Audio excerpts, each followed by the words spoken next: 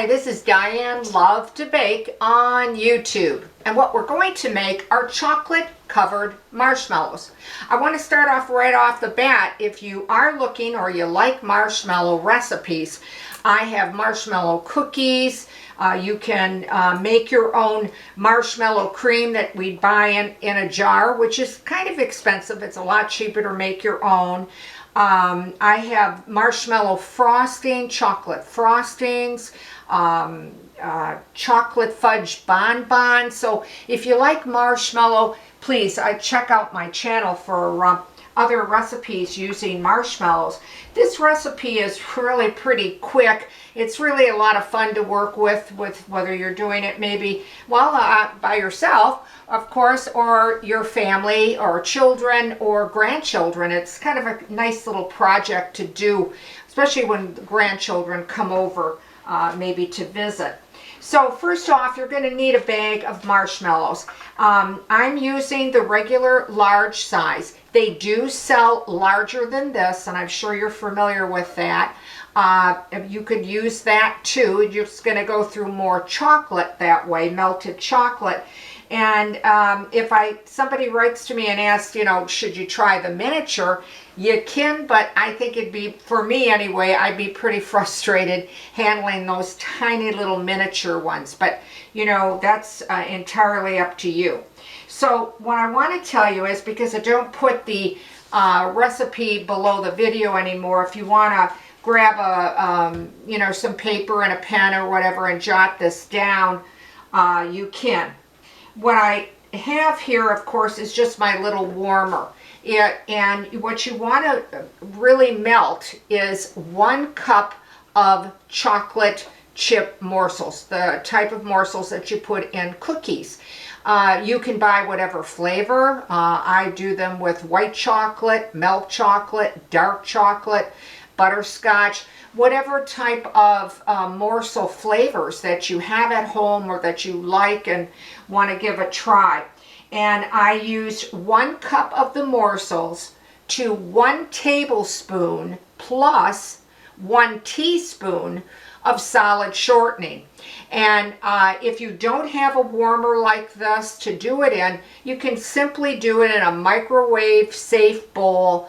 Put your morsels in, then your solid shortening, that 1 tablespoon plus 1 teaspoon, and put it on the melt cycle or whatever you prefer. Watch it close, stir it constantly till it's well melted and the consistency is what you want it to be, okay? Try not to overheat these morsels, because once they're melted, they kind of seize up just like chocolate does. So I try to work with it relatively quickly, not to overheat them and leave it too long in my warmer or that kind of thing, or even when I'm melting it in the microwave. Keep it low and then watch it as it melts, okay, and stir it. Also, just have some toothpicks for yourself. I have used and tried the little sucker sticks, these large bamboo sticks. What's ever going to be easier for you to handle it. So again, using and you're going to get about 12 out of a cup, depending on how you melt down your morsels to how thick or thin. I get 12 out of this recipe, 12 marshmallows. So we're going to start off using just a toothpick. I don't want to leave it in the chocolate too long, because it will start to melt the chocolate. Of course, the easiest one is just to do it halfway, giving it a good spin, taking off the excess as much as you can. When you're taking it off, you got to be a little careful too, because it's hot and you might end up getting where the marshmallow's melting on you. And I do wait a few seconds or so to helpfully let this set up a little bit so it doesn't kind of swim on you. A piece of wax paper is very helpful, or parchment paper, or your silicone mats, whatever that you want to use. And the easiest I found, of course, is the halfway.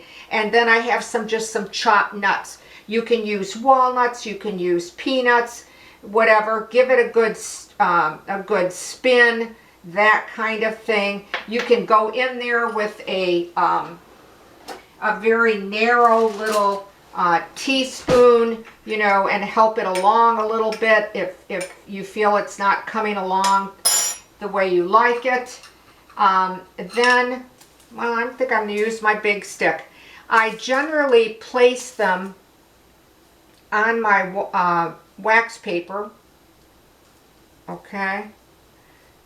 And again, this, you know, it takes a little patience sometimes. You know, pull that out and just let that set as you're doing the next one and the next one and whatever. If that hole, if the little hole bothers you and you don't want to see that, then you can just take a little dab of chocolate like that and put that on the top, however thick or thin that you want it, okay? And then as that sets up, if you want to put, you know, extra nuts on that on top, it's probably a little bit warm, but you get the idea, okay? It's whatever that you want to do. That's what's kind of fun, especially when you involve the kids with this, okay? So we're going to do another one real quick, just to, you know, give an example.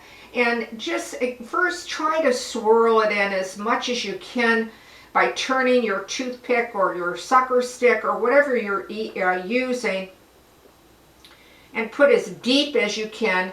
You'll want to get as much excess off as you can, and then I like to just cover the whole marshmallow, okay, like that. And then again, I take off the excess as I go along, okay, with the back of the spoon and on the bottom, okay.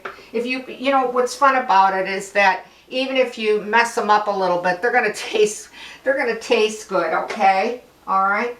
And again, I wait a few seconds or so, and here I have some chocolate jimmies, you know, and you can do just the bottoms if you want. You can cover the whole, you know, the whole marshmallow if you want, that kind of thing. So we'll try that.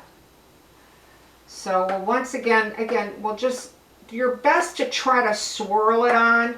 I'll be honest. It's really trial and error. And maybe, you know, you've done this before, so you're probably, you know, a lot better at it than I am even. So, you know, and again, just taking off your excess, I think is really the secret to it. And what I like to do is, once these set up just a little bit, I like to transfer them to something, again with a little wax paper, and I put them in the top part of my freezer drawer. And they set up really quick, really fast, that kind of thing. So now we'll just dip them into some colored jimmies, okay? And this is where, if you want, just go ahead. You can do just the tops. You can, you know, do the sides. It's really up to you, okay? And the only one thing I would warn you about is, I have these little, they're little colored balls, but they're iridescent, and they are so cute, the color. But they're not always real fun to work with because they tend to go all over the place when you're working with them. But use whatever type of colored jimmy or decoration or garnish that you want, you know, and think of. And that's what's kind of fun about this little quick recipe. Okay, so there, okay. And here, I'll show you in a moment here what I was talking about, those, I'm going to grab this bowl. When you do those balls that I talked about, doing them on the bottom is pretty easy, but trying to get them to go all over and not all over your counter and you, well, they're a little bit harder to work with and that kind of thing. All right. And then taking them off depending on the temperature of your chocolate with that marshmallow. Then I just follow up and I put a little of those extra on top to cover up whether it's, you know, dented a little bit or the hole or that kind of thing. All right. Now, once you set them up, and again, you can let them just sit up on your counter till they're hardened. But again, I like to quickly put them in the freezer. Then I also like to purchase these little tiny mini liners. You can use whatever, whether it's Christmas or St. Pat's Day or Valentine's or, you know, somebody's birthday, you know, or just solid ones, you know, different colors or whatever. And I like to put them in those just so that a person can kind of grab one and not necessarily touch the marshmallow. And these are some that I went ahead and did. Here's one with the chocolate, which is one of my family's favorites. It's completely covered with the chocolate jimmies. Some you can just, you know, coat them with just regular chocolate with nothing, no garnish on top, that type of thing. And you can get the idea of what you can do. So it's really endless. It's a lot of fun to try this recipe, and it's relatively inexpensive to make this recipe. So there you have it. I want to thank you for watching Diane Lovetobake on YouTube. If you try this little recipe and you like it, well, leave a comment. I'd like to hear from you. If you do write to me, I will answer and do my very best to answer in a timely fashion. If you're so inclined and you'd like to subscribe to my channel, well, I'd really appreciate that too. Or ring the bell. So, once again, thank you for watching Diane Lovetobake. Stay well, stay safe, and I'll see you soon.